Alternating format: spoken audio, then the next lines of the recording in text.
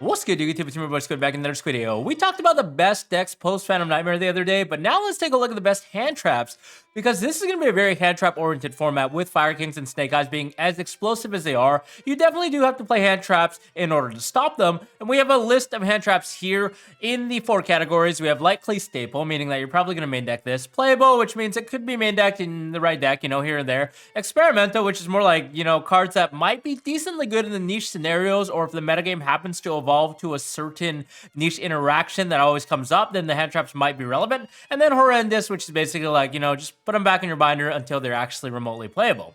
Starting at the top, Ash Blossom Joyous Spring. This one's obviously staple. It's mostly been a staple throughout the history of Yu-Gi-Oh! Now, there is one crucial drawback with this card in a fire-based format, and that's the existence of Hida, Fire Charmer. So, anytime that you Ash your opponent, you're effectively putting a free link climbing body into your graveyard, because they can just make Hida easily, revive your Ash, and go into Princess. Boom. Off of 2 monsters, they went into a Prisoner Princess instead of the 3 effect monsters that would have been required. So that's the only caveat with Ash Blossom, and I find that coming up over and over, especially based on the lines that the Snake Eyes Fire King stuff is taking. You're always inclined to mostly Ash Blossom the original Sinful Spoil so they don't get access to their Fire King engine, and when you do that, they can just use the Populous plus the Snake Eyes Ash on the field to make a Hida, revive the Ash, and go to Princess, and they're still kind of playing. But I still think it's good enough that you have to play it. Remember, guys, these decks are bricking a lot. The decks are really greedy with the new power creep because you're playing a lot of non-engine. They're playing like somewhere around 12, sometimes 15 hand traps, and then you only have so many starters. So if you're ashing the right card, a lot of times you just stop them and they do have to pass turns. So I still think the pros outweigh the cons with this card. I'm definitely going to main deck 3. Next is Diddy Crow. I think this card is somewhat playable. Whether I think it's good or not, I think there are better hand traps, to be honest with you. I don't feel like this card is the type of card that you want to stick in your main deck right away. Now, there are some benefits to playing this card because it does hit some of the more roguish decks. It hits Labyrinth as well. You can actually hit the target that they have off of the transaction rollback, meaning that they're not going to be able to resolve the chain and then use a trap card effect from the graveyard, so that's kind of relevant. You can also hit sometimes the furnitures, so if they make the setup where they get the Coup Clock in the graveyard, on your turn they're trying to recycle it back to their hand, you can DD Crow that. There are a lot of decent scenarios with this against Fire King. You can still hit like Princess, Karunix. Sometimes that hurts, especially because everyone's playing one of each Fire King except for Kieran. And the card does have application, but it is also unplayable in certain matchups. Against like Rescue Ace, you don't really want to play this card because there's basically nothing really to hit that gains any value. And in my opinion, there are just better hand traps that are a lot more higher impact and then hit a lot more things across the board. So that's why I don't recommend main decking DD Crow at this time. Droll and Lockbird, I think, is likely a staple. Now, yes, everyone knows that I hate Droll and Lockbird as a card itself. It's just a very high variance. It's not always, it's either like super, super good where your opponent passes their turn, or it's super bad and they still make a board and you're down like a card. You hand ripped yourself. But against Snake Eyes specifically, a lot of times they are forced to start with Bonfire or Snake Eyes Ash into Populous, and this actually does do the job. Half the time they do pass the turn, which is really, really crucial. And again, we kind of talked about consistency, like the limited amount of starters, because the decks are really greedy. They're playing a lot of non-engine cards to play defenses. So it means like if people are starting with Bonfire as their only starter, then you just punish them really mega hard. Everyone will be playing around this card because this is going to be everywhere, but I still think it's good enough to the point where you should probably consider main decking it or at least side decking it. It's probably one of the top 4 hand traps in my opinion. Next is Ghost Ogre. This is pretty horrendous. Now, there are certain things that you can hit. Obviously, you can try and hit a Fire King Island, but then you reread Fire King Sanctuary and realize this card actually has a protection effect for a field spell in the field zone. All you have to do is pop another fire monster you control or have in your hand, I believe. So it just makes Ghost Ogre like useless. Utterly useless. Sanctuary does not activate for the placement effect of Fire King Island, and there's really not a lot of things to hit. You can kind of hit certain things, like against Pure Snake Eyes, you can hit the temple when they're trying to resurrect something, but by the end, they've already gotten value. They're scaling like the Flamberg or whatever the heck they're missing, so there's no point really playing this card in my opinion. PHANTAZMAY. I think this one is likely a staple, obviously, in the side deck, because in the main deck, there are certain matchups that this is not very good against. Against Labyrinth, against Purely, it just doesn't do a good job because they're not always linking. And I think this card is actually really good against Snake Eyes. Against Fire King, you kind of run into the issue where Kieran is a thing, right? Because at some point, Kieran is going to come back, and then they're going to be able to pop a card non-targeting, aka the Phantasmay. So what you should probably do when you side deck this card against Fire King specifically is, instead of dropping it on the first link summon that they do, which is typically Link Reable, you could possibly wait until they use Kieran to revive a body and then link off into whatever the heck they're doing, like Princess or Sunlight Wolf, and then draw 2 cards. The nice thing about this is you're drawing cards, so you're fixing your hand, you're able to draw into starters, and also more hand traps. And then this, if it sticks around, if you use it after the resolve Kieran, it's very hard for the Fire King deck to actually get rid of Phantasmay. They could obviously go into like SP Little Knight, but you have the Phantasmay effect to try and negate it as well. So half the time you're going to keep this on your field as a body that also stops targeting effects like Infinite Impermanence, Valor during your turn, which is really, really nice to have. And I think this is one of the best side deck hand traps that you can have right now, because most of the fire decks are all link climbing with Princess and whatnot, right? So it's always getting some value. Really quickly, if you guys aren't already subscribed to the channel, definitely consider hitting that subscribe button at the bottom. It'll go a long way to support the channel. Other than that, thanks a lot for tuning in. Effect Valor, I also think this is likely a staple. Why this card specifically? Well, this card happens to be able to be activated on a normal summon, whereas Ghost Mourner cannot, right? So this card allows you to actually respond to a normal summon of a Snake Eyes Ash, which is one of the main targets you want to hit, because that card has a lot of effects. Number 1, you get to add a level 1 populous monster or whatever from your deck to your hand, level 1 fire. Number 2, they contribute it plus another face-up card they control to special summon out either Snake Eyes Oak or Snake Eyes Populous or Snake Eyes Flamberg Dragon from their deck, which is just a snowball of advantage. So this card is especially good when they go normal summon, you can interact. Ghost Mourner you cannot, because it says when your opponent special summons a monster, right?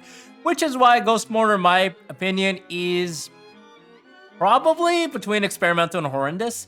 Like, the thing with Ghost Mourner is this is a good card, but there are better hand traps in the current format, and we just don't have enough space to play all these hand traps, right? And when Effect Valor specifically deals with that normal summon interaction, which is literally half their starter line, that's their main line for the starter half the time, is Bonfire or like Summon Ash, you can't respond with Ghost Mourner, so that's why I feel like it's just not very, very good.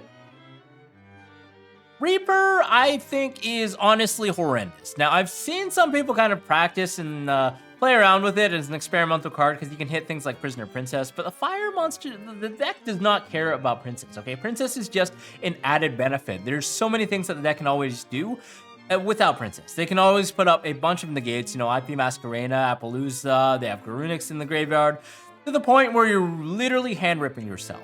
Revealing Princess and banishing it really does nothing, so that's why I think you guys should absolutely not play this card.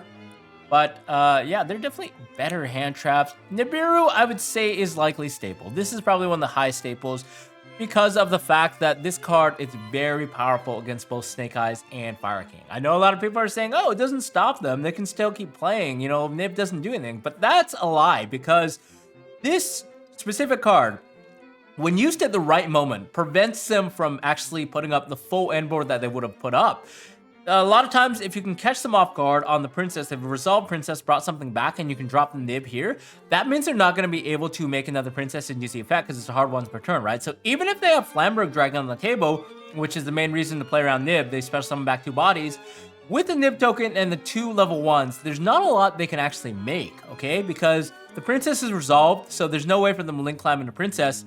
So there are a lot of key points where you can actually drop this card to make it be highly impactful just on its own. And that's not to mention if you get Nibiru with like another hand trap. So if you pair this with like Effect Valor or like DROLL, a lot of times it's just backbreaking because they've already invested resources into the other hand trap. Now they're committing more cards and resources into the board, and then Nib just catches them completely off guard.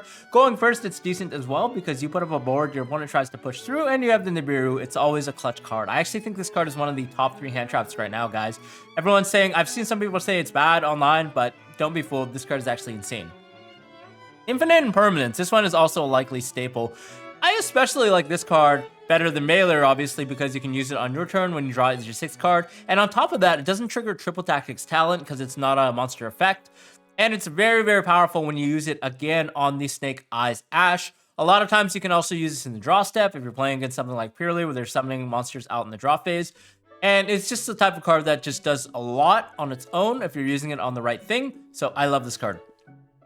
Retaliating Seed. This is actually an experimental card. So this card says when your opponent activates a spell card that would special summon a monster, you can chain the effect of this card in your hand, reveal it, special summon it, and then it becomes a macrocosmos. All cards are banished while this card is on the field.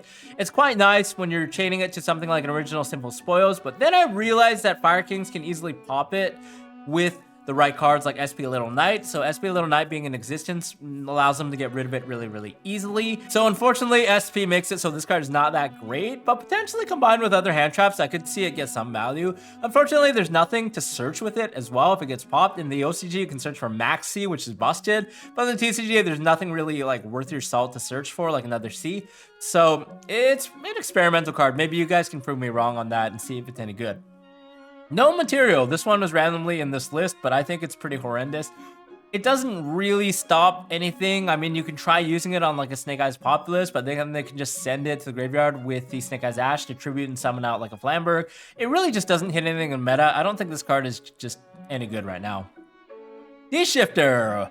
Yeah, I don't think much needs to be said. This is like literally the best hand trap right now if your deck can support it. That's the thing. Not a lot of decks can actually support it. And those decks that can support it, when they don't see Shifter, you're effectively playing a way weaker deck compared to the best decks, right? So it's kind of like in the right deck, this card is insane, but if you don't see it, you're kind of out of luck. Obviously, this is shutting down on the graveyard-based decks as well as, you know, even decks like Rituals, like Voiceless, they're still using the Grave. So it does shut off like a lot of different decks, even Labyrinth, like stopping them from being Transaction Rollback or the Furniture cards. It does a lot.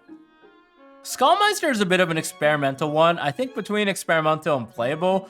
The nice thing about Skullmeister is that this card allows you to respond to a lot of things. Garunic's effect in the graveyard, you can respond to Transaction Rollback's effect in the graveyard. People are arguing that DD Crow is better, but you know, Skullmeister can hit spells and traps as well. If you play a random Tier Limits player, you can hit Soliac in the graveyard, Scream in the graveyard, card effects that activate in the graveyard, and there are certain cards that activate in the graveyard that don't actually target, right? So for example, card effects like the Fire King Kirin, it doesn't target any monsters. So if you have DD Crow, you DD Crow something, they bring back something else, right? So that's where Skullmeister kind of has some leeway over that because you can stop things that don't target. Just as long as it activates in the graveyard, you can stop it. And then the nice thing is it's a 1700 body that's also a level 4, so that could be somewhat relevant. Maybe you're overlaying into something like an Abyss Dweller in the right deck. And yeah, it's always been a decent card, but it just doesn't do enough in my opinion. That being said, there are a lot of things you can also hit, like the big Welcome Labyrinth is another thing in Labyrinth. You can also hit the Shufflers if they're playing the Shufflers like Medora and Keldo. The other thing about Skullmeister is that it also stops the Snake Eyes Flamberg Dragon in the graveyard as well, so that effect is really, really important to stop them getting 2 bodies back. And you're playing a fire deck, this is something that can interact with that. And it just has some niche interactions that the other hand traps don't, which is why I think it's decently good. Ghost Spell is another one that's going to be in everyone's side deck. It does a lot. If you're playing a Fire King deck, this is a very, very good counter side option going first because you can stop things like Soul Release, which would banish from your graveyard, right? That's like a huge card. You can also stop the big Welcome Labyrinth, which is another thing. And you can stop certain things that activate in the graveyard like Kirin, Garunix. I don't think it's good enough against Fire Kings or Snake Eyes, but I think it's at the point where you can definitely consider playing it for if the right deck. Chaos Hunter is pretty horrendous. There's no real reason to play this right now. You know, stopping from banishing is decently good, but you have to trigger it when your opponent special summons a monster, so it doesn't really help you there. The Bystials are, I think, experimental. They're not as playable as they previously were because there are not a lot of light or dark options, but there is one deck called Voiceless, and you being able to banish the Novox from the graveyard is really, really important, or the Saphira that Ritual summons. So Bystials could see a comeback, but right now I think they're just better cards. Even DD Crow, you know, it hits more than just light or darks. Artifact Lancea is a decent card. I think this card is between, well, it's a bit experimental, but I think it's heavily playable because you can actually stop your opponent from banishing. So you can chain it to Cosmic Cyclone. Cosmic Cyclone is a heavily sided card against Fire King because they can actually target your Fire King Island, banish it, mandatory trigger effect, Fire King Island, and Raigeki's your entire board. You can also chain it to Evenly Matched. You can stop them from using Pot of Prosperity if you shotgun it, and then you can stop Soul Release as well. So there are a lot of things. It's more like a counter side option. Against the Voiceless deck, it stops them from banishing Saphira to Ritual Summon, so that also does something on top of everything that we just mentioned. And then last but not least, the side frame cards. So Gamma, I actually think is quite experimental alongside the rest of these bad boys. So we have Gamma, Delta, and Epsilon. Epsilon negates traps. This could be relevant if people are siding like anti-spell fragments or something like Shotgun or like a big Welcome Labyrinth. You just reveal this and special summon it out. And then the Delta allows you to stop spell effects, which is really important. A lot of spell extenders. You can stop Bonfire. You can stop Original Sinful Spoils. You can stop the Fire King Sanctuary, all that stuff. Unfortunately, it does stop the activation, and a lot of those cards are, you can activate these cards once per turn. So because you negated the activation of something like Bonfire, they can just activate a second copy if they happen to open it. And then Gamma is obviously insanely good because you can use it against so many things. On your turn, you can stop Drone Lockbird, Shifter, and then you get 2 bodies that you can link climb with. But the drawback is you do have to play a brick in the form of PSY-FRAMEGEAR driver. So that's just something you have to weigh. I was actually debating playing 1 Gamma with like 2 Delta. So it's like you have 3 pretty powerful high impact hand traps, but I haven't had a chance to test it. It's really hard to fit in those hand traps with the driver being an extra body that you have to add to your deck within 40 cards. So I'm curious to your guys' thoughts. What do you guys think about the Gamma package? And what do you guys think about this tier list for the hand traps? Are we missing anything? I feel like there might be some decent hand traps that we're actually missing, so let us know in the comments below. Other than that, let me know if you disagree or agree, or if there are any hidden hand traps you have to be aware about. Thanks for tuning in. We'll see y'all in the next video. Bye-bye.